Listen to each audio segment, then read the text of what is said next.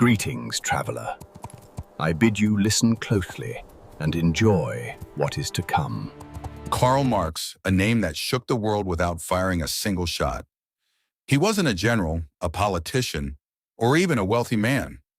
But his ideas toppled empires, sparked revolutions, and divided the world for over a century. His short book, The Communist Manifesto, was written with his friend Friedrich Engels. It divided the world into two: rulers and workers, oppressors and oppressed. He called religion an opium, capitalism a machine of oppression, and the state a tool to maintain the power of the upper class. His thoughts were more than just theory. The Bolshevik Revolution in Russia, the Chinese Revolution, and even the Cold War between America and the Soviet Union all stemmed from Marx. But who was he really? How could a poor man living off the handouts of his friends write ideas that shook the world order? And did his ideas truly bring justice, or did they actually cause the greatest chaos of the 20th century? This is the story of Karl Marx, the father of communism, an unemployed philosopher whose writings moved the world. Karl Marx was born in 1818 in Trier, a West German region then occupied by Prussia. His father was a lawyer, highly educated and liberal-minded. Marx's family was originally Jewish but converted to Protestantism to avoid discrimination. From childhood, Marx was familiar with books. He was known for his intelligence, sharpness, and stubbornness. He initially studied law at the University of Bonn, but quickly became bored, becoming more interested in philosophy and poetry. He transferred to the University of Berlin, where everything changed. Marx read the works of Hegel, the great German philosopher who framed the world in conflict and change. But Marx was dissatisfied. For him, Hegel was too abstract. The world was not about ideas, but about the realities of human life. He began to wonder, why do some people work hard but are poor, while a small minority live in luxury? Why does a system exist that makes most people tools, not masters of their destiny?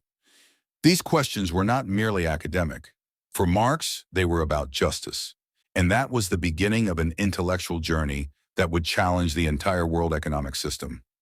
In 1844, Karl Marx met Friedrich Engels, one a philosopher, poor and idealistic. The other the son of a wealthy businessman disgusted with his own family system. Two men of different backgrounds, but with one goal: to overthrow capitalism. Engels showed Marx the reality of labor in England. Children worked in factories 14 hours a day, under low wages, in appalling conditions, while factory owners lived comfortably. This experience reinforced Marx's idea that history is driven not by kings, not by God, but by class struggle. In 1848, they wrote the Communist Manifesto, a small but fiery book. Its contents exploded. Workers of the world unite. World history is the history of class struggle. The book spread rapidly. Translations spread throughout Europe. That same year, a wave of revolutions swept across the continent: France, Germany, and Austria. Marx became a fugitive. He was expelled from Germany, then from France, and finally settled in London. There he lived in poverty. Many of his children died young, but he continued to write. He began his major work, Dazu, a profound analysis of the capitalist economy. He not only wanted they challenge the system, but dismantled it with theory, data, and logic. Together with Engels, Marx didn't form a party or an army, but they forged an ideology, and ideas could be sharper than swords. In 1867, Karl Marx published the book that became the core of his thinking.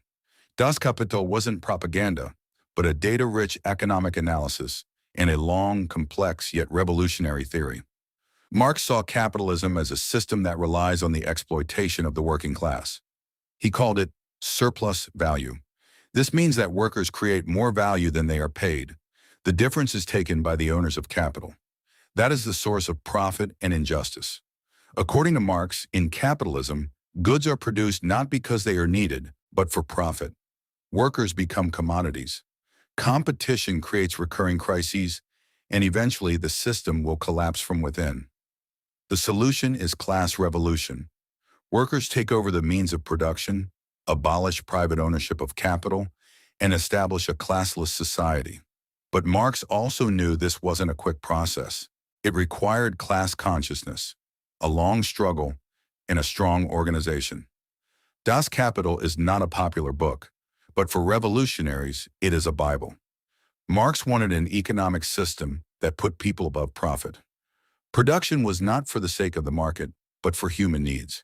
And this is the basis of all the socialist and communist movements that emerged in the 20th century. Karl Marx died in 1883, but his ideas were just beginning to ignite the world. In 1917, Russia exploded in the Bolshevik Revolution. Lenin, a staunch follower of Marx, overthrew Tsar and founded the first communist state, the Soviet Union. Marx's book became the basis of the Constitution, workers took power, private property was abolished, and a new system that was said to be just was established. But that was only the beginning of Russia. Communism spread to Eastern Europe, China, Vietnam, Cuba, and even Africa and Latin America. In China, Mao Zedong modified Marx's teachings for peasant societies. The revolution was brutal but successful. Hundreds of millions of people lived under the ideas of Marxist-Leninism. In Cuba, Fidel Castro and Sager took up arms in the name of social justice. In Vietnam, Ho Chi Minh drove out the colonialists with the spirit of Marxism. Within 50 years, half the world's population lived in under a system that claims to be communist. But in practice, many things have gone astray. Revolutions become dictatorships. Governments become new oppressors, and Marx's ideals of justice instead lead to repression. His influence remains undeniable. Marx wrote in a confined space, but his words transcended national borders, tore up the world map, and transformed social systems globally. Karl Marx wrote for justice, but the reality on the ground often fell short of his ideals. Many observers consider Marx's theory correct in its diagnosis, but wrong in its solution. It's true that capitalism breeds inequality. It's true that workers are often exploited, but when communist systems are implemented, the results are not always better. In the Soviet Union, communism turned into Stalin's dictatorship. In China, Mao's revolution killed millions. In Cambodia, Poltava, in the name of justice, then slaughtered his own people. Why is this? Because Marx didn't detail how a classless system would operate. He focused more on dismantling capitalism than on developing concrete alternatives. Furthermore, he downplayed the importance of individual rights, political freedom, and the dangers of absolute power. Ultimately, Marx's idealism was often used as a tool by power-hungry leaders. Marx's name was honored, but the people remained oppressed. This is the great irony. The philosopher who sought to liberate humanity became the symbol of many repressive regimes. In 1883, Karl Marx died in London, poor, sick, and forgotten. Only 11 people attended his funeral. There was no grand ceremony, no state honors. He died a philosopher without a position, without a title, and without a state to recognize him. But soon afterward, his writings began to be reread. The labor movement grew. Socialist organizations emerged across Europe.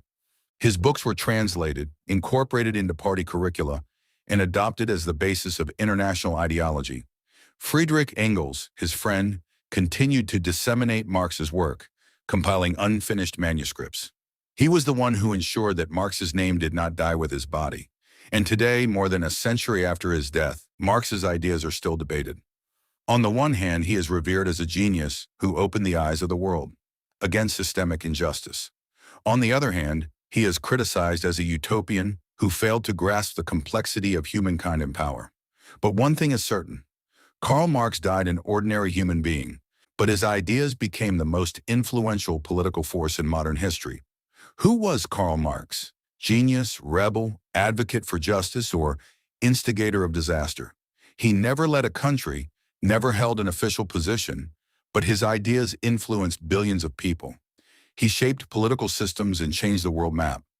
Marx spoke of hope, a world without oppression, a classless society, production for necessity, not profit, but the world is not as simple as theory. In the hands of dictators, his name became a propaganda tool. In the midst of political ambition, his idealism was sacrificed. However, on the other hand, many of Marx's ideas are now part of the modern system. Humane working hours, workers' rights, a progressive tax system. Marx may not have been entirely right, but he made the world ask, why is injustice considered normal? Why do those who work the hardest suffer the most?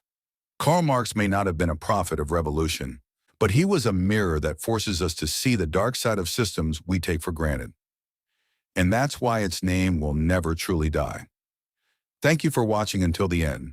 If you enjoyed the video, don't forget to like, share, and subscribe to